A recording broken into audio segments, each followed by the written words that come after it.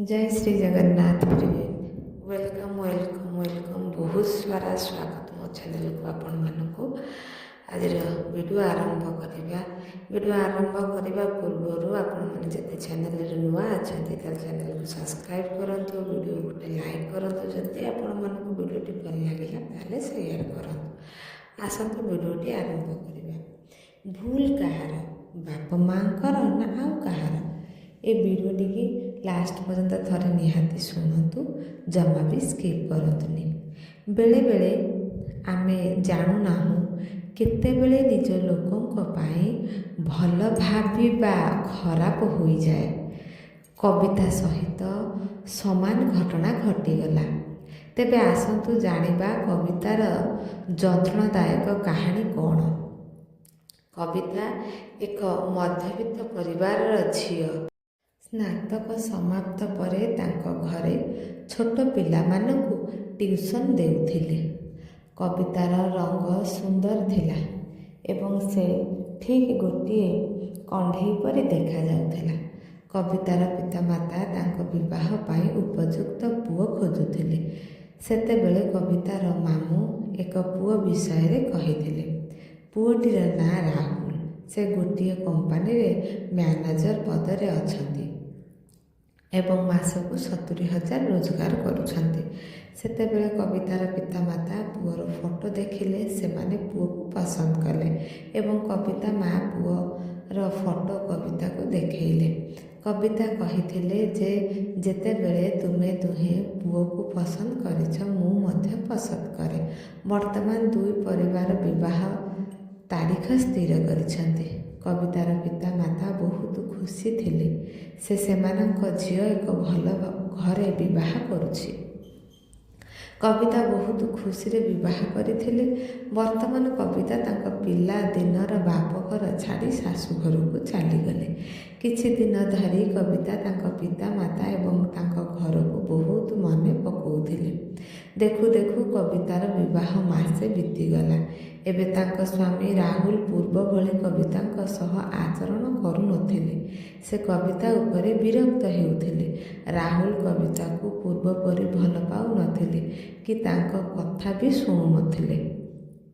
दिने कविता जानिबाकु पाइला जे राहुल सिगारेट टाणिबा बाहाना रे छात को जाई गोटे झियो सहित कथबार्ता करते। सेतेबेले कविता राहुल को पचारिले, आपण प्रतिदिन छातरे काहा सहित कथा हेउछंती। जेउथिरे राहुल उत्तर देइथिले, से मोर ऑफिस बंधु, मु केवल तांका सह ऑफिसर विषय कथबार्ता करे एवं तुमे ए विषय गुड़िक जानिबा आवश्यक नाही। यह होलीर दिन थिला। राहुलଙ୍କର किछि बंधु तांको घर को आसीथिले एवं समस्ते घरे भोजी करिथिले। सेही दिन राहुलଙ୍କର जड़े बंधु टिके अधिक पीथिले एवं से मदपान करी कविता सामना को जाई कहिथिले, बहु तुमे एते मधुर एवं निर्दोष तथापि राहुल भाई सही अहंकारी नेहांक सहित कथबार्ता जारी रखिछंती। परदिन सकाळे जेतेबेले कविता राहुल को पचारिले, नेहा किए? राहुल, मु तुमको काहींकी कहिबी? कविता, मु तुमर स्त्री। राहुल, देख से तुम आगरू मो जीवन रे आसीथिला। कविता, तेबे तुमे मो सहित काहींकी विवाह कल? राहुल, मो बापा माँ को पाई मु तुमको विवाह करथिली। कविता, वर्तमान तुमे देख जे मु किपरि सेही झियो को शिक्षा दिए। एहा कहिबारु कविता को राहुल क्रोधरे पिटी पिटी कोठरी रे बंद करदेला।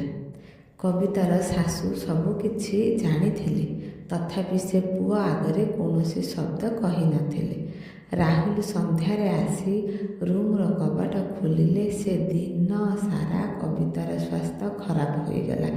तथापि सही अवस्थारे से रांधिले।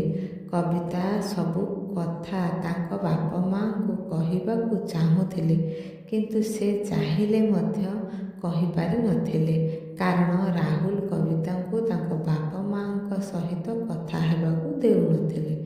ରାହୁଲ ବର୍ତ୍ତମାନ କବିତାକୁ ଚାକରାଣୀ ପରି ବ୍ୟବହାର କରିବା ଆରମ୍ଭ କଲେ। ସେ ଛୋଟ ଛୋଟ ଜିନିଷରେ ତାଙ୍କୁ ପିଟୁଥିଲେ। କବିତା ବର୍ତ୍ତମାନ ଧୀରେ ଧୀରେ ଉଦାସୀନତାର ଶିକାର ହୋଇବାକୁ ଲାଗିଲେ। ତାଙ୍କ ମନରେ ଭୁଲ ଚିନ୍ତାଧାରା ଆସିବାକୁ ଲାଗିଲା। ବର୍ତ୍ତମାନ କବିତା ଠିକ୍ ସମୟରେ ଖାଉନଥିଲେ କି କାହା ସହିତ କଥାବାର୍ତ୍ତା ବି କରୁନଥିଲେ। ଶେଷରେ ଦିନେ କବିତା ନିଜକୁ କୋଠରୀରେ ଫାଶୀ ଦେଇ ଆତ୍ମହତ୍ୟା କଲେ। କବିତାର ଆତ୍ମହତ୍ୟା କରିବାର କାରଣ କେହି ଜାଣୁ ନାହାନ୍ତି, କିନ୍ତୁ କବିତା କାହିଁକି ଆତ୍ମହତ୍ୟା କରିଛି ବୋଲି ତାଙ୍କ ଶାଶୁଙ୍କୁ କହିଥିଲେ। ଅନ୍ୟପକ୍ଷରେ କବିତାଙ୍କ ପିତାମାତା କାନ୍ଦି କାନ୍ଦି ଖରାପ ଅବସ୍ଥାରେ ଥିଲେ। କବିତାର ମା' ପୋଲିସକୁ କହିଛନ୍ତି ଯେ ତାଙ୍କ ଝିଅ ଆତ୍ମହତ୍ୟା କରିଛି। ପୋଲିସ ରାହୁଲ ଏବଂ ତାଙ୍କ ପିତାମାତାଙ୍କୁ ନେଇ ଯାଇଥିଲା, କିନ୍ତୁ ଟଙ୍କା ଆଧାରରେ କିଛି ଦିନ ମଧ୍ୟରେ ରାହୁଲ ଏବଂ ତାଙ୍କ ପିତାମାତା ଜେଲରୁ ମୁକୁଳିଲେ। ପ୍ରାୟତଃ ଜୀବନରେ ଜଣେ ସୁନ୍ଦର ଦେଖାଯାଉଥିବା ବ୍ୟକ୍ତି ମନ ଭିତରୁ ମଧ୍ୟ ସୁନ୍ଦର ଥିବା ମାନେ ନାହିଁ। ମଦ୍ୟତା ତାଙ୍କ ଭିତରେ ବି କୌଣସି ସ୍ଥାନରେ ଲୁଚି ରହିଥାଏ ଏବଂ ସେହି ମନ୍ଦ କାହାର ଜୀବନକୁ ନଷ୍ଟ କରିଦିଏ। କବିତା ସହିତ ସମାନ ଘଟଣା ଘଟିଗଲା। ଏହି ଘଟଣାରେ ଦୋଷ କାହାର? ରାହୁଲର, କବିତାର ନା କବିତା ମା ବାପାଙ୍କର? ଭିଡ଼ିଓଟି ଆପଣମାନଙ୍କୁ କେମିତି ଲାଗିଲା ନିହାତି କମେଣ୍ଟ ମାଧ୍ୟମରେ ଜଣାଇବେ। ଭୁଲଟି କାହାର ଆପଣମାନେ ନିଶ୍ଚିତ କମେଣ୍ଟ ବକ୍ସରେ ଜଣାଇବେ। ଭିଡ଼ିଓଟି ଲାଷ୍ଟ ପର୍ଯ୍ୟନ୍ତ ଶୁଣିଥିବାରୁ ଆପଣମାନଙ୍କୁ ବହୁତ ବହୁତ ଧନ୍ୟବାଦ। ରହୁଛି। ଜୟ ଶ୍ରୀ ଜଗନ୍ନାଥ।